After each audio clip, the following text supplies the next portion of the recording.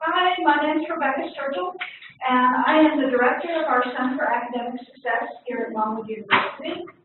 And I am here tonight to talk to you about ways in which we can help your students be academically successful the way you want them to be. I want to talk to you about where we are and some services we offer, and we would love to hear from you. I had a couple of requests from the folks who are running the presentation this evening. If you would cut off webcams, and if you would remember that we do have a chat feature. You could be a group chat, but sometimes we're asking questions that are maybe a little bit personal, so it might be that you want to have a private chat.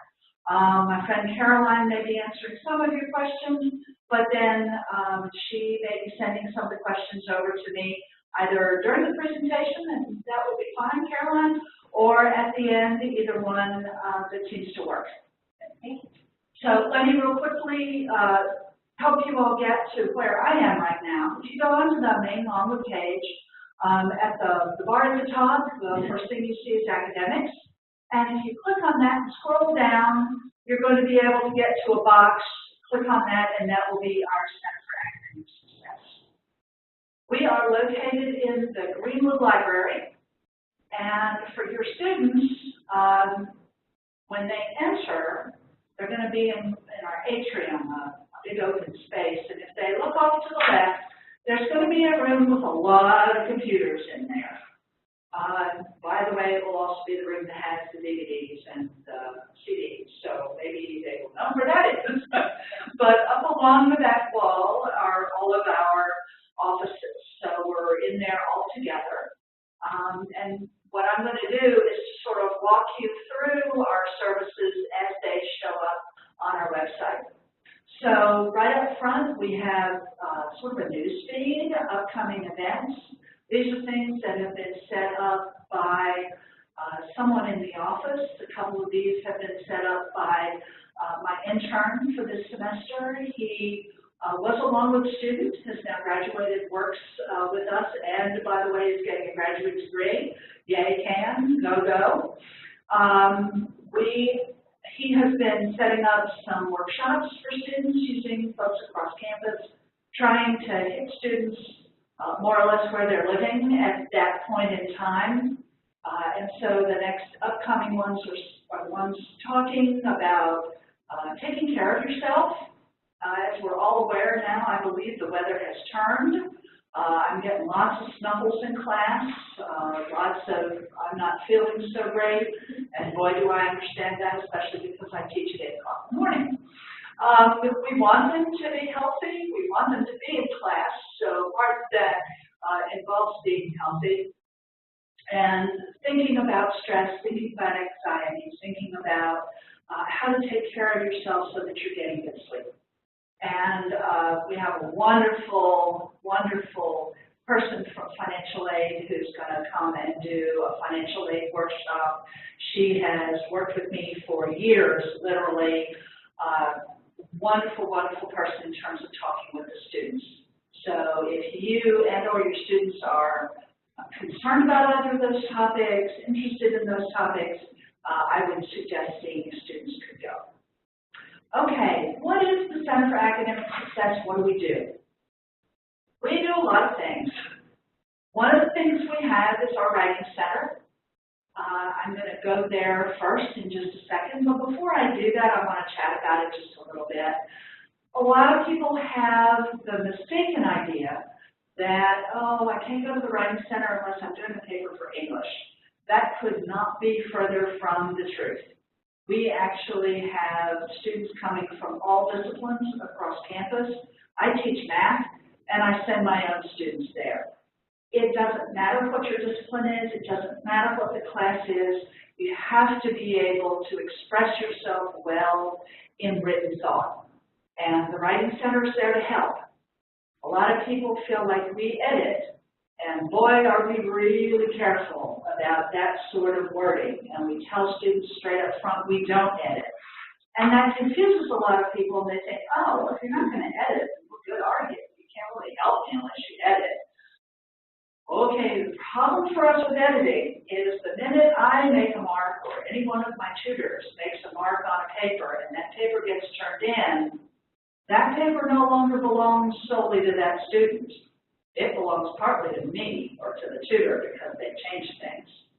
And if the student doesn't have our name on the paper, which they shouldn't, by the way, it should be their work, then we violated the honor code. So we really don't talk about editing. That isn't what we do.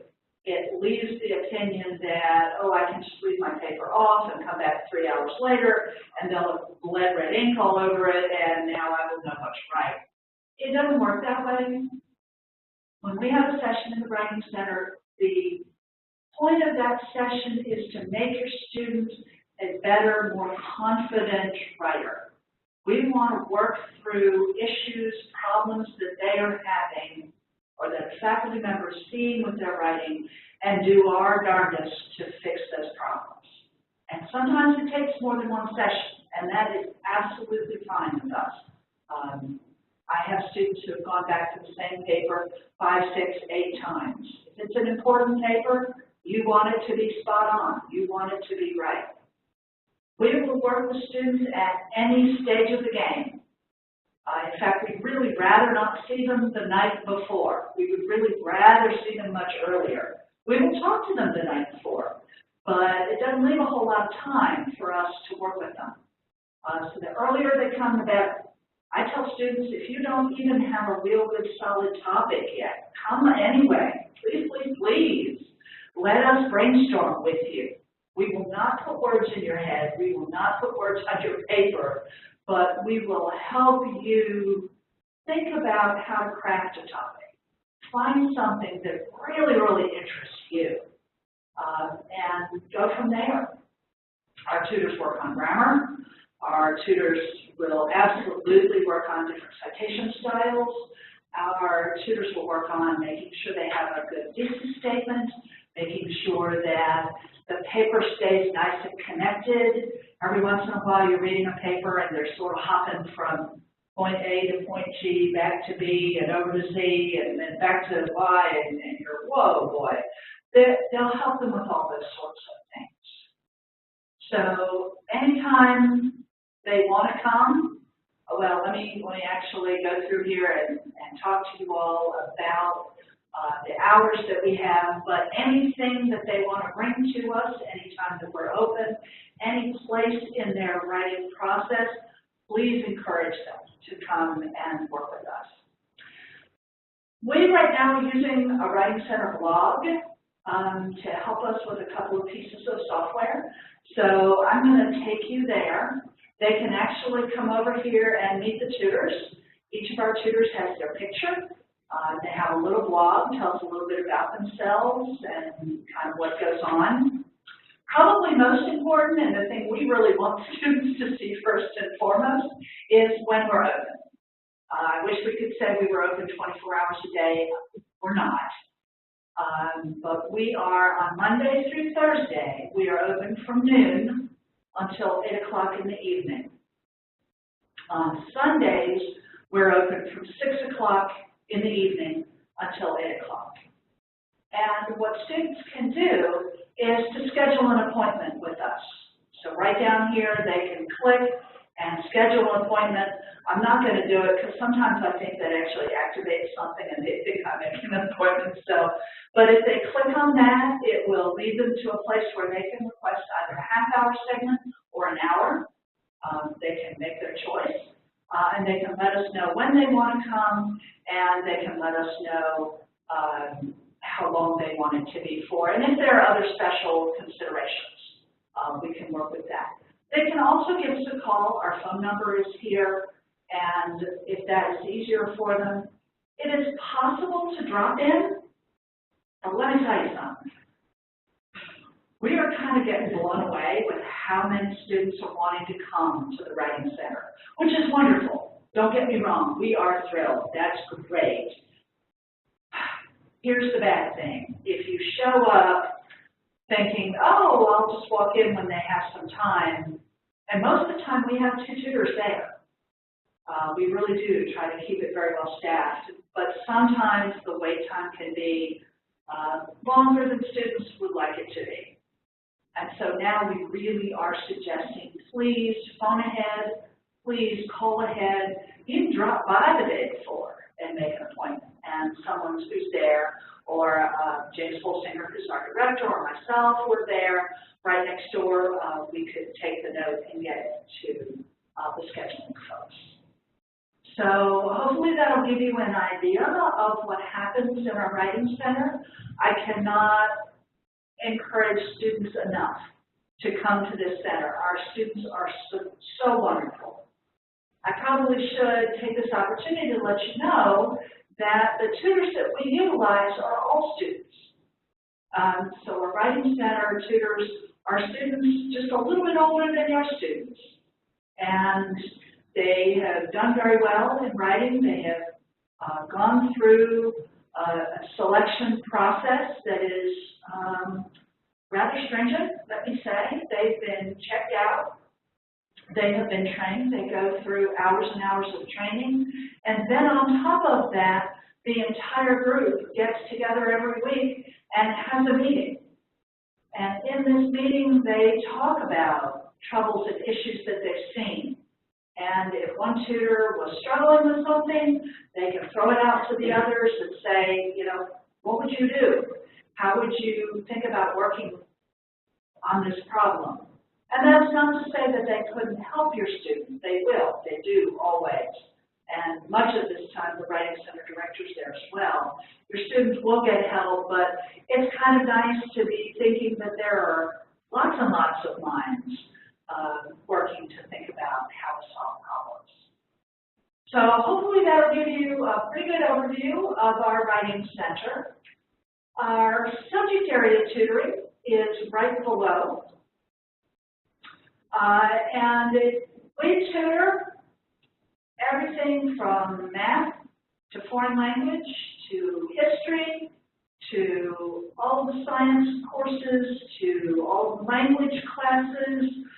We have philosophy for parents out there who have students who are doing the liberal studies major, so planning on being teachers for the tinier people, and even for the bigger people. We have practice math tutoring. We have all kinds of things available. Again, all of our tutors are going to be students, so they will have had the course, not necessarily with the professor that your student has. But one of the things that I task our tutors to do every week, sometimes they sort of have to do a little rotation, but I ask them every week to be in contact with professors so that they are finding out where professors are in the class, what's coming up. Is there a quiz coming up? Is there a paper coming up? Is there a test coming up? So what's on the near horizon? And then from the professor's standpoint, where are students having trouble? Can the professor locate issues that students in general are having? So that when the tutor walks into the session, they're not going to be torrentially surprised, is sort of excuse me, sorry. Like I mentioned the change in the weather, it appears to be getting me a little bit too here. I mentioned that we were using a blog for the Writing Center. We also have something similar to a blog for subject area tutoring. And if they will click the here, that goes right there. This is our tutoring home site. And we use this open box here to let students know if tutoring needed to be canceled for one reason or another, if something was going wrong, needed to be changed. Sometimes we've had to change times. Sometimes we've had to change rooms unexpectedly. Odd and bizarre things can crop up occasionally. And I always tell students, please, please, please, please, please, before you walk up to building X, check the blog. It takes just a few seconds to check the blog. Check right here. Make sure that something hasn't needed to be changed for the day. Just recently, our accounting tutor had to change his day from Tuesday to Thursday. And while we were at it, I couldn't get that room on Thursday, the same room that he had on Tuesday. So we, by the way, had to move his room. And we had to move his building. So there was an awful lot of change going on. We do let faculty members know, and we beg them to please put that stuff on their Canvas site. But again, that presumes that somebody's going to be looking there before they go to tutoring. So one thing you might just check, especially if your student is saying that tutors aren't showing up, please get them to come back and check here. We've had movements in all kinds of different directions for lots of different reasons. There's my accounting tutor who changed. There it is. It came up. It just is going to help things a little bit for us. They would take a look at this before they go. So let me just kind of wander over here. First one up, we can take a look at the business courses. And this will tell them their course number. It will tell them dates and times that the tutoring goes on, as well as the building and the room, and it will give them the tutor's name. We have foreign language. We break it up by language. We've got what's offered for history and philosophy, math and computer science, music. By all means, bring it on. That's sort of dedicated more for those music majors out there. Here's our praxis math. And then the science that we have, which looks rather extreme. There are lots of different ones that we need for that. So hopefully most students will take a look at the blog. A lot of our faculty are being very good about back here. Why am I not getting out of there? Why is it not going back the way it should be? Get out. Why can't I not get out of there?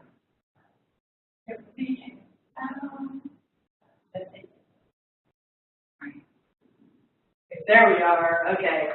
I'm sitting way down at the end of the table, and quite frankly, I'm having a hard time reading the teeny tiny print. This is kind of bad. I may have to fess up to somebody that I'm getting old. Oh, that is so sad. Let me talk for you just a minute about other things that we do in our area. And quite frankly, where a lot of my time has been going since about midterm time. I like to think of myself as a problem solver and a puzzle solver. I find ways to work through problems that people are having. That's kind of what gets my juices going. I am seeing a lot of students who are struggling in individual courses, sometimes more than one course, and in an effort to work with them, a lot of what I do is talking about time management. I know it's the boringest subject in the world. I know. Students groan when I use those words. And so I ask them instead to think in terms of balancing out their student life.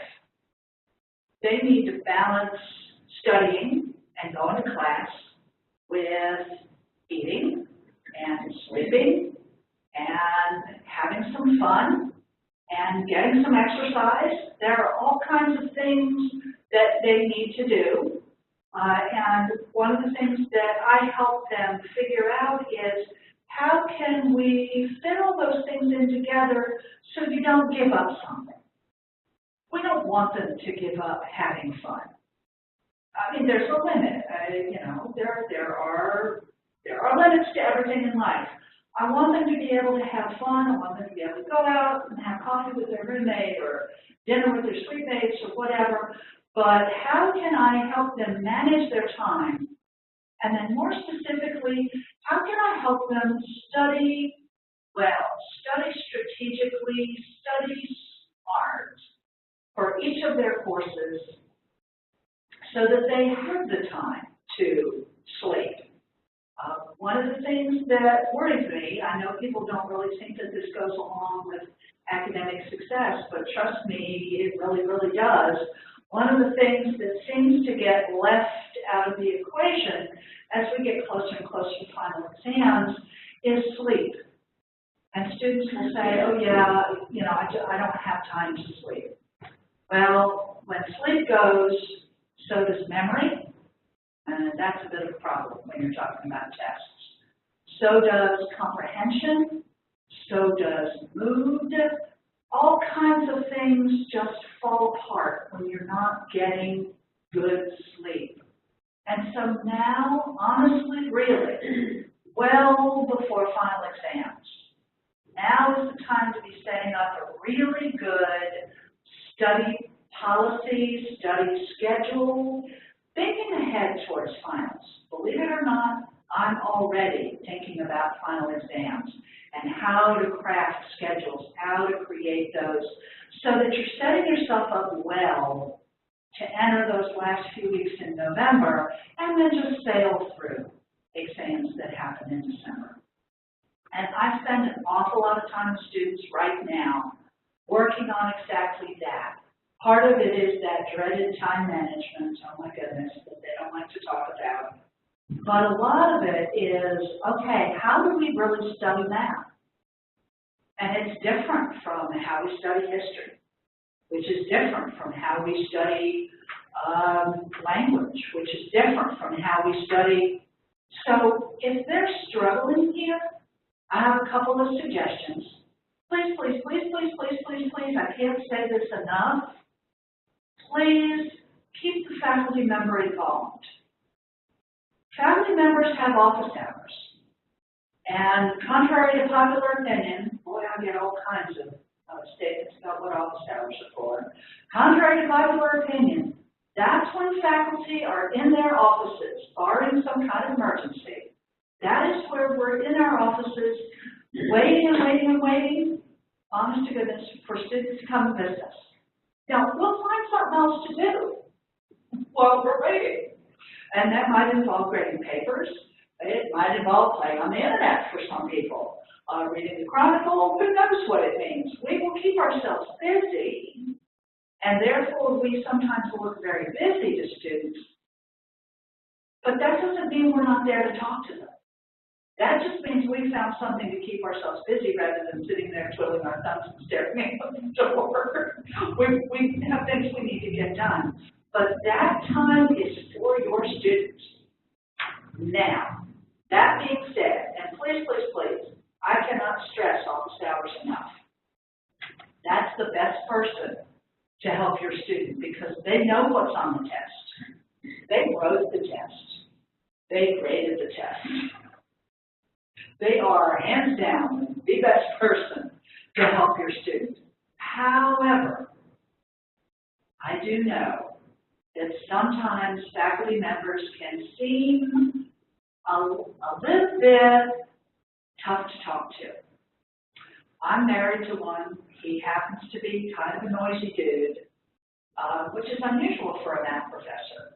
But he apparently does occasionally have the ability to scare people, or so I've heard. Until my students get, and Caroline's getting on there, until they get to know him, yes, I'm sure he can possibly see, he really buys into chocolate or pirate day.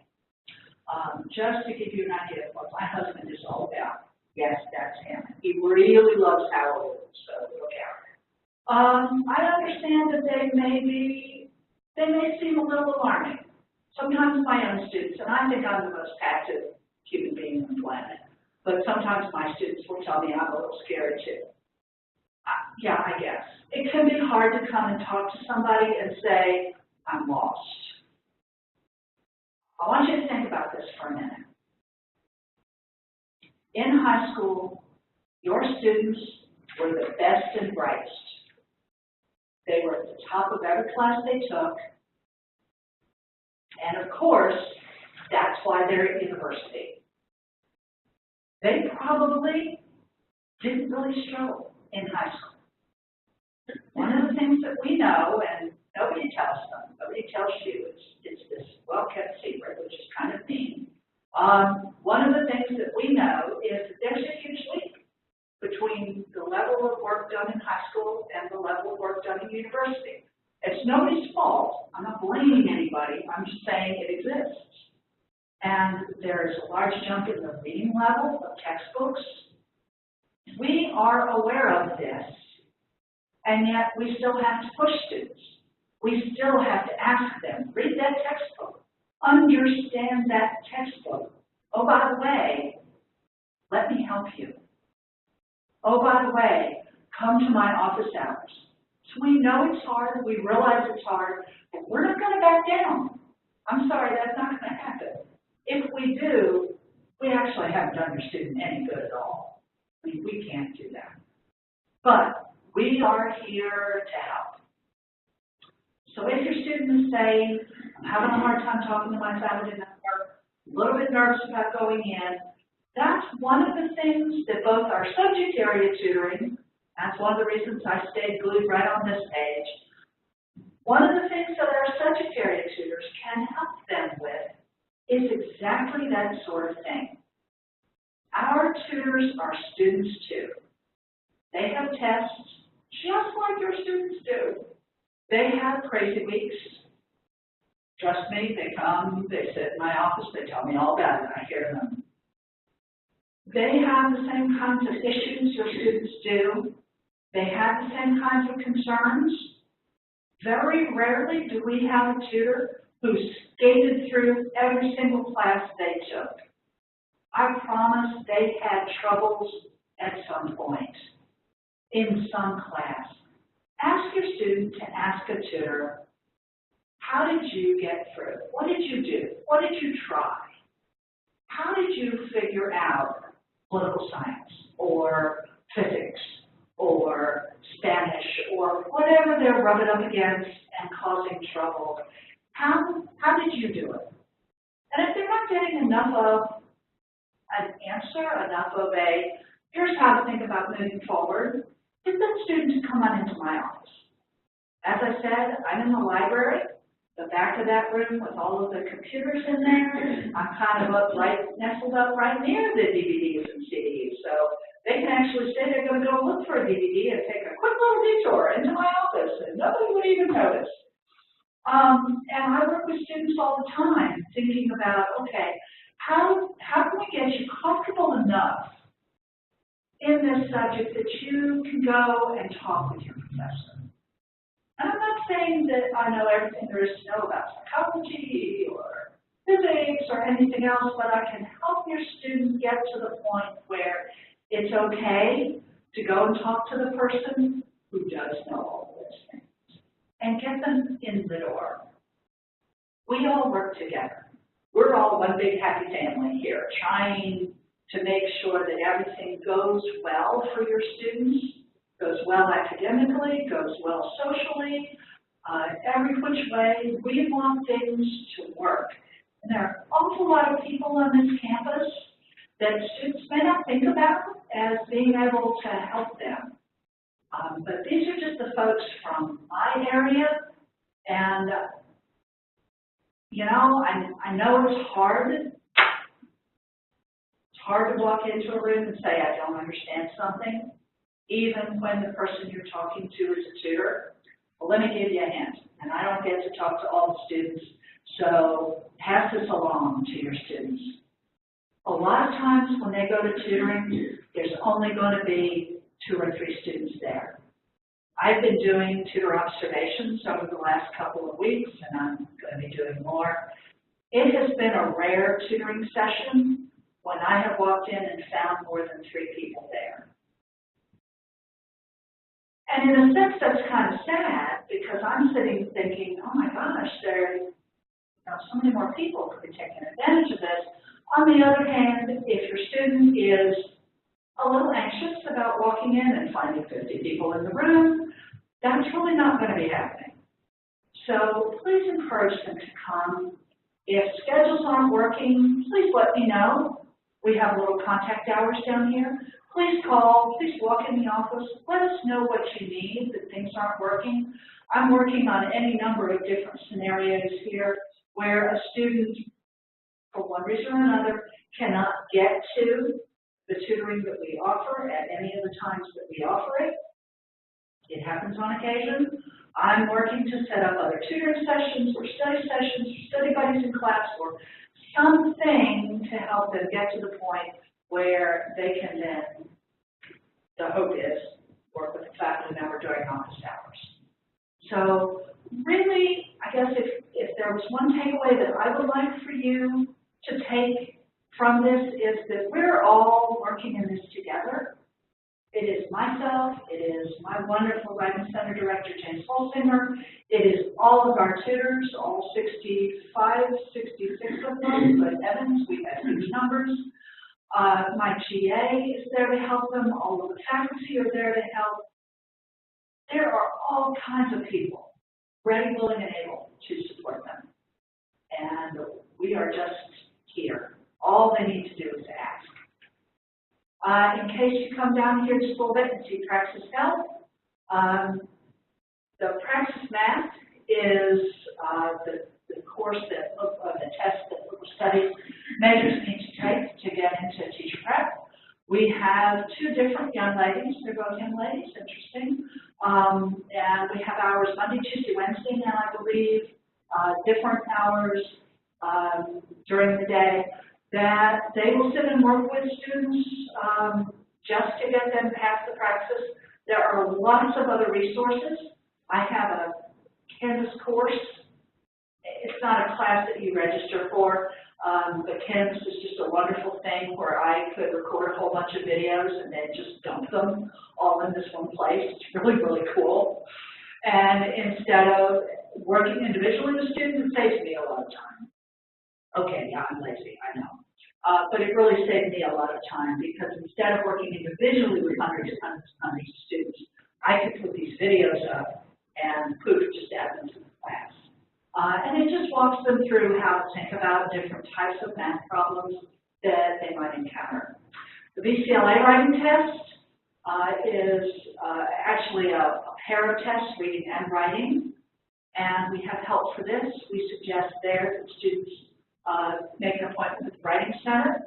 We actually have a group of our Writing Center tutors who are making a presentation in Richmond in, I believe it's about a week and a half, which is really neat. They are good enough at doing this now that they've been asked to present to another group outside of Longwood, which is really wonderful. Basically, whatever the students' problems or issues are, whatever they feel like they're bumping up against, please let us help. If they don't ask, we don't necessarily know. And we try really, really hard, I promise. I try to have never be my go-to answer. Unless I have to be out the door at a meeting in the next 5 minutes, in which case I won't even say no then. I'll say, could we meet tomorrow or later? We try really hard never to say no. So please ask, please let us know what we can do to help, and let us make your student everything it is that they want to be. One more, I always worry about myself when I offer this, but it's right there on the list of services or in this section, so I feel like I probably need to say just something about it. If your student needs to take a course at community college, while they are enrolled here at Longwood, we are the area, we are the people that they come to proctor those online exams. So that is a large part of what goes on there. We also offer this service to faculty members. If they need to give an exam at a different time for a student, they were sick or were out for something else and they missed the exam and this is that, we offer that service to faculty as well. And if there's anything going on. But that is what the proctoring is for. And then please feel free to go through the rest of our information here. We are just here to help. And we've got hours down here, and then let's see if I can actually make my glasses work and find my way down. There we are. This is really kind of sad. This is our contact information. So please email us, please call us, and just let us know what we can do to help. No questions? No questions. Oh, should we sit here for just a few? Sure. Yeah, if they'd like to chat some questions, we'll be glad to. We I promise I will stop talking now. My students would probably never believe that ever happens, but trust me, it does.